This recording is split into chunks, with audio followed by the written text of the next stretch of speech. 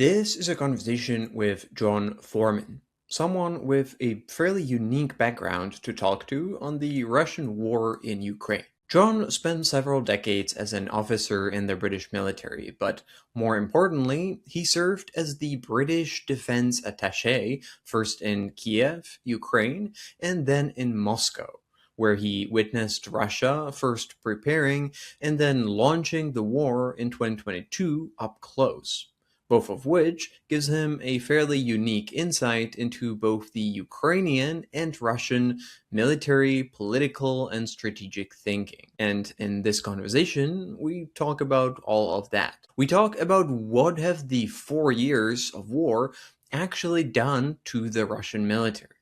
Is it broken? Is it adapting? Is it hollowed out and beaten down by the years of war? Or is it actually battle hardened with unique combat experience and more dangerous than ever before? And then we move to the underlying question of where is this war going? Whether the current Ukraine negotiations are actually leading anywhere, or if they're just simply diplomatic theater. What is the fundamental flaw at the center of Trump's approach to the negotiations? Why is Europe nowhere to be seen at the negotiation table? And whether Moscow is, with the increasing casualties and increasing economic pressure, starting to actually look for a deal, or whether it's just pretending and dragging out the negotiations indefinitely. And much more. This podcast and interviews like this can exist only thanks to its supporters on Patreon, to whom I'm deeply grateful and who get a bunch of perks in return for their support, including the full ad-free version of this and other episodes, and additional bonus content. And if you want to get even more geopolitical analysis, I also write a newsletter. You can find the link in the description.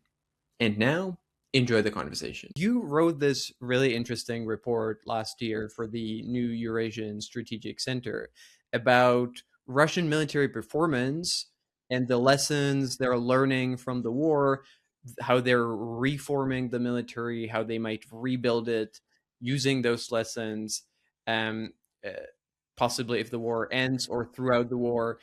And I'd like to talk about that because I thought it was really interesting. So maybe starting with the first one, how do you see the Russian military performance in the war? I guess so far throughout the past 4 years, but also at this moment that we are in now.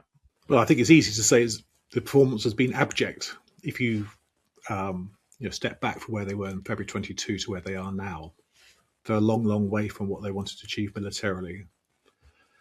And their setbacks in 2022, forced them to abandon their original strategy and pivot to the south and try and dig in for a long haul. They straightened their lines and trying to grind the Ukrainians out. So, Putin spent billions and billions on his new model army in the second reform of his war, welcome to the podcast. and that failed. And that failure, we're still seeing the consequences today. Now, it's not to say they haven't adapted. I think one problem of Western European quote experts, as they say, the Russian military is unadaptable.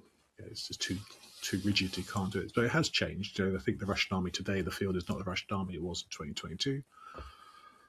They've adapted to Ukrainian defences. They've made very, very slow advances. They've changed their leadership. They've changed the Ministry of Defence. They've tried to streamline production. They've changed their tactics. They've obviously lent heavily on China and Iran and North Korea to prop them up. They dealt with the institute in Kursk. They've stepped back in areas where it's not the priority, and they've focused on Donbass. But if I was looking, in the round of the Russian military, I'd say that irrespective of what they've achieved or not achieved in the Donbass, that's very much on the land component. Large amounts of the Russian military untouched. Strategic missile forces, the Navy, large parts of the bomber fleet, tactical aviation. But I think, on that report, the point I was trying to make is that just because they've identified these lessons, they've adapted in contact with the Ukrainians. doesn't necessarily mean that in the future they will be able to adapt to becoming a truly modern, forward-looking, technologically advanced force. There's lots of obstacles in the way to that reform. What are these obstacles, or why do you think? Because you write in the report that the Russian leadership is somewhat aware that the military could be doing better and probably should be doing better, and it has the task of reforming it, but it's struggling to actually do that. So, well, I guess what is it about the Russian military that makes that kind of difficult? Well, the first thing I say, I think, in the report, I talked about the moral, physical, and conceptual components of fighting power, which is the very British approach, and the problems they'd experienced in the moral component, amongst the soldiers, in the equipment, and also conceptually. And I pointed out that Putin said that careful and thoughtful approach was the signal caution, and that any form of the Russian military not at the expense of socio-economic development of the country. So I think this idea that they're always going to have an open checkbook is unlikely. And if you look at his own priorities, Putin's spoken about drones, he's spoken about improving skills, he's spoken about nuclear weapons, long-range missiles, a lot of kit. I think the discussion about what military they need and want in the future is still underway. I think that, and the problem is, because they're fighting the war in Ukraine, they haven't got the intellectual bandwidth to sort of really think about the war, the military after the war, because everything's getting sucked into this sort of fight in logistics, and the general staff and the Ministry of Defence and all the generals and the sort of military education establishment. They can't actually sit back and think about the future. So I think the persistent obstacles they've got, apart from they don't know what sort of military they need, they've got problems with the military industrial complex. They've got innate conservatism, which points towards quantity and command-centric army, rather than sort of, should say, a more Ukrainian model, which is a bit looser. And also political obstacles. It's hard to tell Putin that you blew your army up, it needs complete rebuilding because you're your decision boss. Who's the one going to say to him that we need to do something completely different when he's the one who's been saying for 4 years that the Russian military has been on the verge of success? So, as I say, I think there's lots of obstacles to the rebuilding of the Russian military. I think it's why, for me, it's going to take many, many, many years. It's not going to be ready at a drop of a hat. Yeah. Well, shouldn't the new Minister of Defense that Russia has had since last year, that isn't responsible for how the military looked and performed like before he came, shouldn't that be kind of, or isn't he doing that to, being able to come with a fresh slate and criticize things that are not his responsibility? Yeah, but that's not Belousov's strength. He wasn't put into that role as Minister of Defence to have be a great intellectual, to sort of have these great thoughts about the future. And of course, Gerasimov's not a great thinker either, of reputation. He's not this sort of this historic figure. I mean, like Ustinov, people who thought about warfare and thought about the future and tried to shift to how the Russian military do business to face the challenges of the future. Gerasimov is a doer, an implementer, and Belousov is not even an economist, he's a state planner. He's there to squeeze more money out of the system and to rationalise. He's a dirigiste, to rationalise supply lines and to reduce duplications and to sort out organisational charts and get the money flows. He's not there as a great thinker either. So I think his presence and that of Gerasimov, who's still been there, years after he should have retired, and the sort of conservatives in the General Staff and the Ministry of Defence point towards a much more conservative, traditional future of the Russian military. A Russian military that looks very much like the old Russian military, focused on quantity. And I think as one Russian writer I was rereading this morning was talking about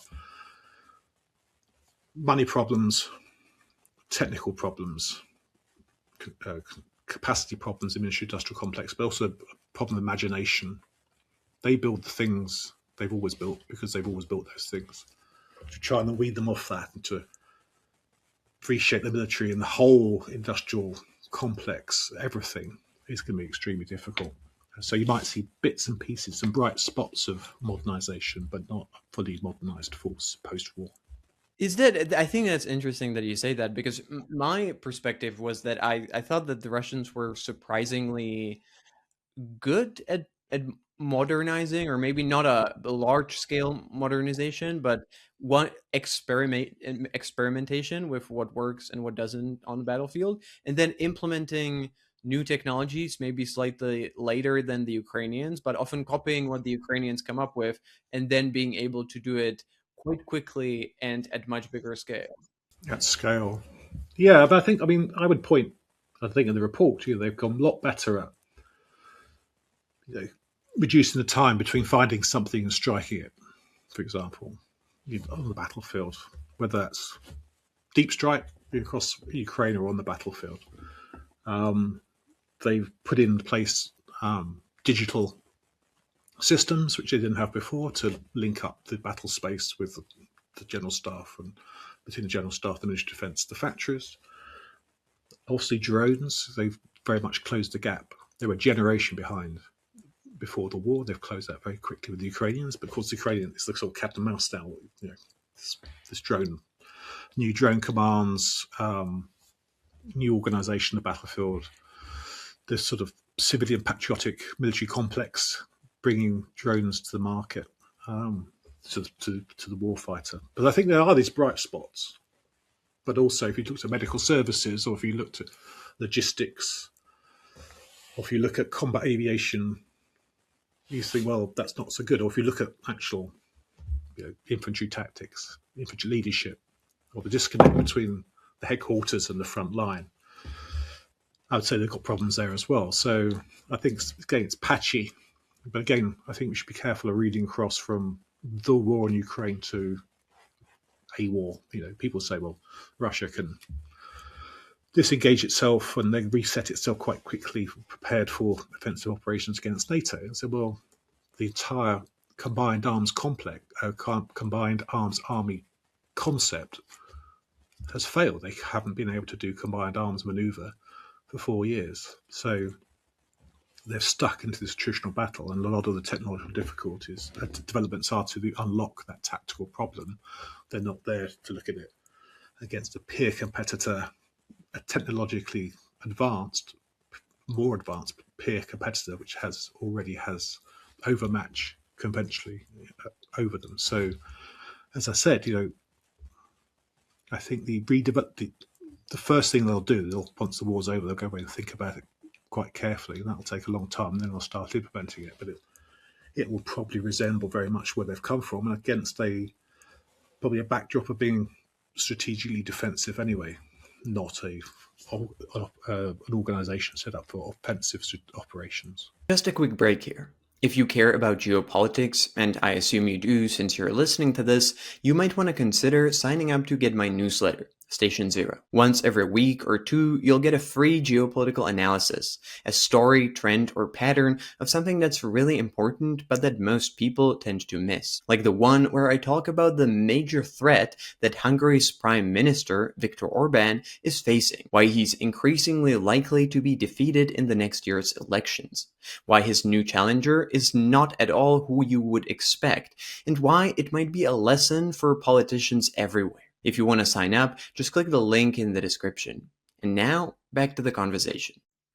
I think that on the issue of innovation and modernization, I feel like an important part of the context that sometimes is kind of lost in these discussions is that I think that there definitely are issues that Russia has in that, but if you look at Western militaries, they're typically really bad at that as well, and they're probably, you could argue that they're worse at it than Russia is now, because the sort of the cycle of seeing something that's working on battlefield or not working, and then implementing it in your doctrines and equipment, and then actually getting the equipment and then implementing it in your military, would be probably much slower in the British military than the Russian one.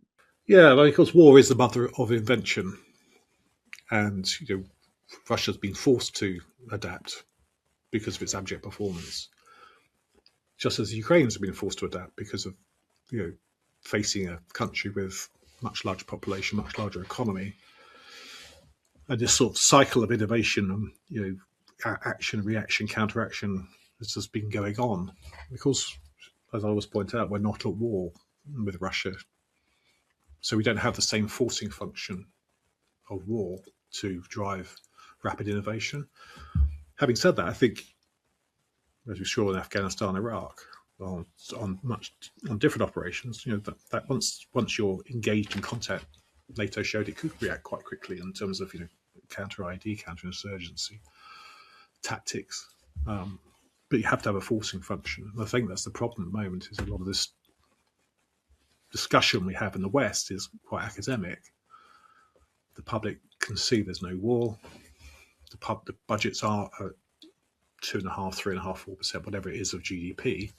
We're not spending huge amounts of money on the problem. We're not really focusing the state effort on it. So I think we'll always be at a disadvantage for those Russia engaged in operations, learning things and gaining battlefield experience. Certainly, if there's no war, I think if conflict came, I have no doubt that we would be able to out innovate and outthink the Russians. I think just one more note on that, because you've mentioned that the Russians will be building a defensive army, and that's one of the reasons why an attack on NATO is probably not very likely. But didn't they already have a defensive army, primarily defensive army, before 2022, and then they used that to attack Ukraine anyway? Yeah, I get the argument, but I think I've always thought the motivations for attacking Ukraine. Put it away. I was in NATO in 2014, and everybody was saying that Russia's done this in Crimea, therefore the Baltics are next. That was in 2014. And I was like, well, Putin's always spoken about Crimea, cradle of Russian Christianity, orthodoxy, cradle of Russian military glory, stuff, really mattered to him. You could tell. And the Donbass, he spoke about the Donbass and Ukraine in a very different way. He speaks about Poland or the Balts or Finland. So I think the motivation, strategically, Russia did switch strategically to defensive after the initial, debacle in 2022 into 2023. But Russia sees Ukraine as a domestic issue, as a righting of historic wrongs, that Ukraine is just basically an errant province of Russia, not as a sovereign country, not Ukrainians as a nationality. Those sort of people with bad language. You see that all the rhetoric, that it's not just about NATO and geopolitics, it's something much more profound within the Russian psyche and Putin's psyche. So I think strategically it's a defensive nation. I think the Russian army, one of the problems they suffered was that their army was geared up for defence, and then they tried to attack using a predominantly defensive force, and then it came unstuck because they didn't have enough numbers. They tried to attack a country of 40 million people with 150,000 troops, and funny old thing, it didn't work. So if you extrapolate that the other way around to say, okay, well, but there's 500 million Europeans, so already with more superior conventional forces, and with a lot of even without the Americans, adequate nuclear forces to annihilate life in Western Russia, Western Russia. Why would they do it? So all I have to say is we've got to be careful about talking ourselves into these scenarios of taking actions and doing stuff and saying things which promulgate this psychology of weakness or this learned helplessness that Russia's always out to get us. And I think the more likely scenario is that there will be non-peace for the foreseeable future between East and West. However, the war in Ukraine ends, and it's incumbent on us to make sure that remains the situation, and our defences and deterrents are credible and capable. Yeah. I wanted to quickly take a look at the Ukrainian military as well, because it seems that over the past year, they've settled into a new strategy where they've kind of abandoned the idea of trying to retake territory for now, and they're basically maximizing they're slowly giving up territory. They're not holding it at every cost, but they're trying to maximize the, well, put simply, the number of Russians they kill while doing that. And it's quite funny because it that does seem like a strategy that a lot of Western experts have been recommending Ukraine to take for a long time, but it didn't really became a thing. That's my impression. It didn't really become a thing until relatively recently. What are your thoughts on that?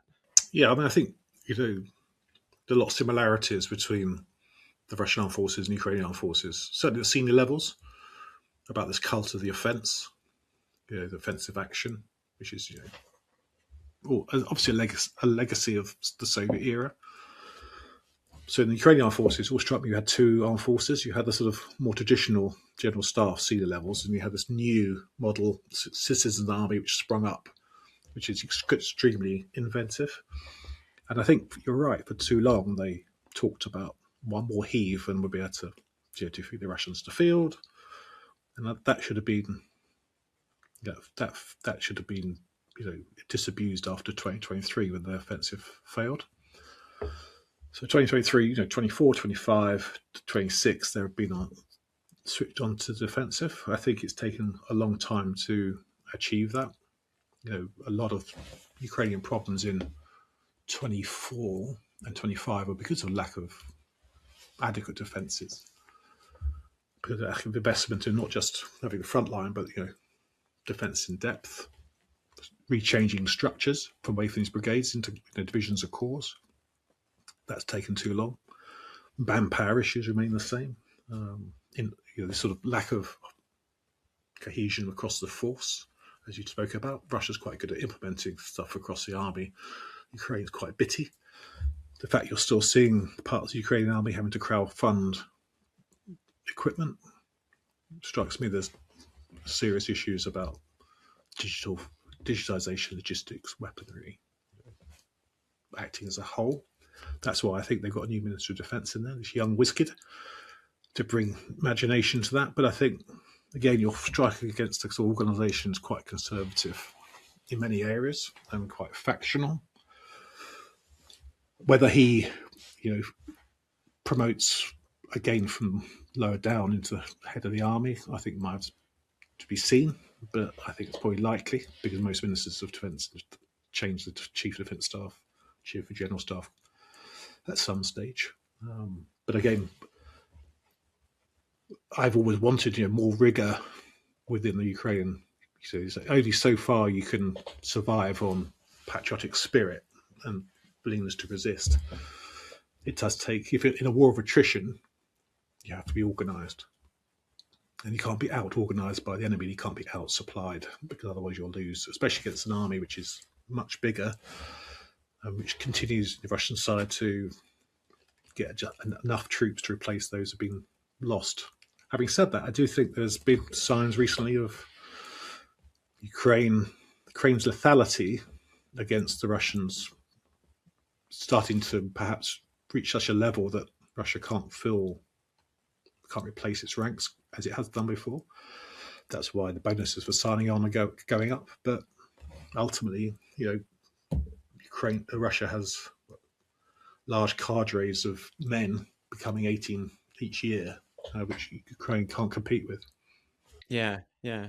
I think that what you've mentioned, the sort of two components that make up Ukrainian military, is really accurate, really interesting. That you do, and I hear it from people, either Ukrainians or people who spend a lot of time in Ukraine, that you have these incredible innovative parts and initiatives and things that are incredible and that are really transformational, are happening really fast and that are amazing. And then you still have these incredibly bureaucratic and dumb and slow and irrational things that are happening in the same military as well at the same time. And I think people sometimes only see one of those sides, but it's still both of them are there. I contributed to a report by RAND Europe about improving Ukraine's ability to learn lessons, not identify lessons, learning it and inculcating it, turning it to knowledge. One of the things I said there that was sort of horizontal learning is extremely difficult because you've got different bits of the army doing different things. They're not great at sharing knowledge, between this works really well. Let's try and share that laterally, which I think one thing the British Army has been historically strong with is, adapting in contact, of learning new ways of testing and then bringing it across the force. And we made some proposals in there about how to share knowledge. But again, it requires leadership to set that systems up and actually the people to use it. Otherwise, it ends up being quite balkanized. And then the Russian side will take advantage of that. I think on that note, I feel like there are sort of two narratives among military analysts focusing on Russia of what the Russian military that comes out of the war will look like. And that on one hand, you have this perspective that it will be kind of a hollowed out military, battered by the years of the war, out of all the military stock, with maybe less money than it had during the war, and a lot of issues that it will have to be dealing with. And on the other hand, you have this other idea of a Russian military that will be battle hardened, that will have a lot of experience of waging a war of this kind. The only country in Europe, apart from Ukraine, with that kind of experience. And if you look at one or the other, it changes very much the perspective of how dangerous the Russian military there will be. So where do and I think that probably informs a lot of policy and how people should feel about it. So where do you lean on that? Which end of it? Thank you for listening to the free part of this interview. The conversation is not over yet, but the next part is only for the paid members on my Patreon or Substack. I try to make the best possible geopolitics content, and I put a lot of effort and time into this podcast. And there's quite a lot of costs that I have to pay that are associated with it. It's the supporters on Patreon that allow me to do all that, and making part of every single interview exclusively available only for them is my way of saying thank you, since without them, it just wouldn't exist. So if you want to listen to the rest of the interview, ask questions to guests who appear on the show, or myself, get bonus content and my own takes on geopolitics, become part of an active community of geopolitics enthusiasts, and most importantly, make the continued existence of this podcast possible, do consider becoming a supporter. It really helps. To join, you can find the link in the description or go to patreon.com/decodinggeopolitics.